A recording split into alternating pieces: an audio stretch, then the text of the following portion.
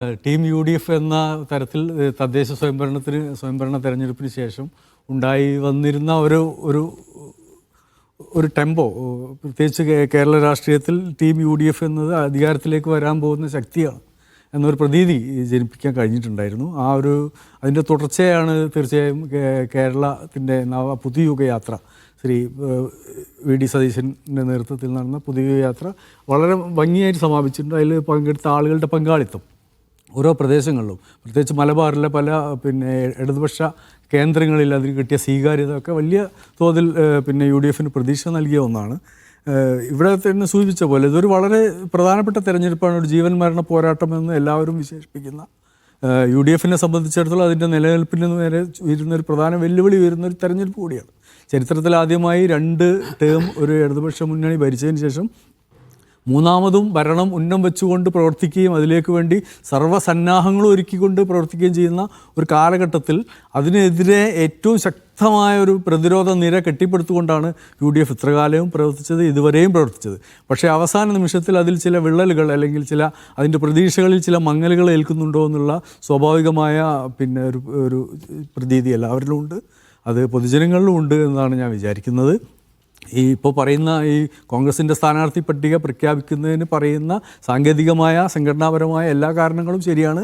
ആ കാരണങ്ങളൊക്കെ പൂർത്തീകരിച്ചുകൊണ്ടും ആ ചടങ്ങുകൾ, ആ നിബന്ധനകൾ, അതിൻ്റെ സാങ്കേതികമായ എല്ലാ നിബന്ധനകളും പാലിച്ചുകൊണ്ട് മാത്രമേ കോൺഗ്രസ് പോലെ രാജ്യത്തെ വലിയൊരു പ്രസ്ഥാനത്തിന് അതിൻ്റെ സ്ഥാനാർത്ഥികളെ പ്രഖ്യാപിക്കാൻ കഴിയുമെന്നുള്ളൊരു യാഥാർത്ഥ്യം മുന്നിലുണ്ട്. പക്ഷേ അങ്ങനെ ആയിരിക്കുമ്പോഴും ഈ തെരഞ്ഞെടുപ്പിൻ്റെ ജീവൻ മരണ പോരാട്ടം എന്ന ഗൗരവം അതിൻ്റെ നേതൃത്വം, അതിൻ്റെ ദേശീയ നേതൃത്വമായിരുന്നാലും ശരി സംസ്ഥാന നേതൃത്വമായാലും ശരി ഉൾക്കൊണ്ടിട്ടുണ്ടോ എന്ന കാര്യത്തിൽ ആശങ്ക അല്ലെങ്കിൽ സംശയം ഉളവാക്കുന്ന രീതിയിലാണ് കഴിഞ്ഞ 3-4 ദിവസമായി.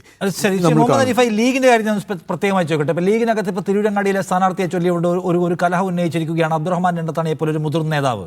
അപ്പോൾ അദ്ദേഹത്തിന് സീറ്റ് കിട്ടാത്തതിലുള്ള പ്രശ്നമാണ് എന്ന് ന്യായമായും നമുക്കത് കാണാം. അതിൽ സ്വാർത്ഥമായിട്ടുള്ള അദ്ദേഹത്തിൻ്റെ നിരാശ ഒരു പ്രശ്നമാണ്. അതിനെ ചെറുതായ കണ്ടാലും അദ്ദേഹം ഉയർത്തുന്ന പ്രശ്നം സീരിയസ് ആയിട്ട് ലീഗുകാർക്കിടയിലുള്ള ഒരു പ്രശ്നമാണോ? ഹൂ ഈസ് ദിസ് ഗൈ എന്ന ക്വസ്റ്റ്യൻ. അവിടെ മത്സരിക്കാൻ വന്നിട്ടുള്ള സമീർ ആരാണ്? ഇത്രയും ഒരു സ്ട്രോങ് ബേസിൽ അദ്ദേഹത്തിന് സീറ്റ് കിട്ടണമെങ്കിൽ അതിന് മുന്നിൽ പ്രവർത്തിച്ച താല്പര്യ കേന്ദ്രം എന്താണ്?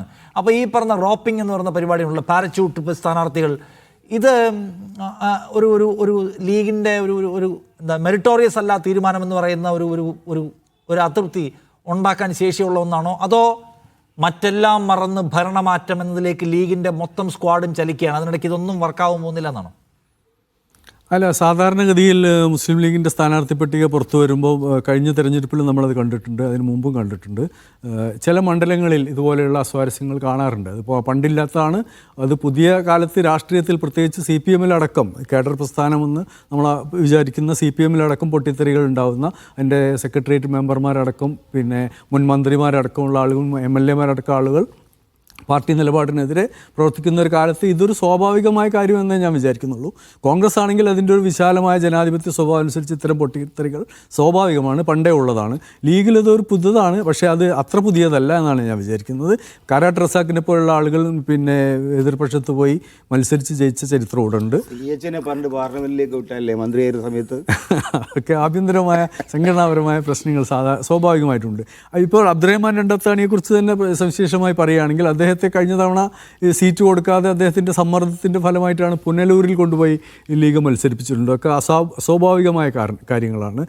മലപ്പുറം ജില്ലയിൽ നിന്ന് ഒരാളെ കൊല്ലം ജില്ലയിലൊരു കിട്ടുന്ന ആകെ ഒരു സീറ്റിൽ കൊണ്ടുപോയി മത്സരിക്കേണ്ടി വരുന്നത് ഇദ്ദേഹത്തെ പോലുള്ള ആളുകൾ അധികാരത്തിന് വേണ്ടി, MLA-ഷിപ്പിന് വേണ്ടി അവസാന നിമിഷം വരെ ഉള്ള സമ്മർദ്ദം ചെലുത്തുന്നതിന് അതിജീവിക്കാൻ കഴിയാതെ വരുന്ന ചില കാരണങ്ങളുണ്ടാവാം, അതുകൊണ്ട് കൂടിയാണ്.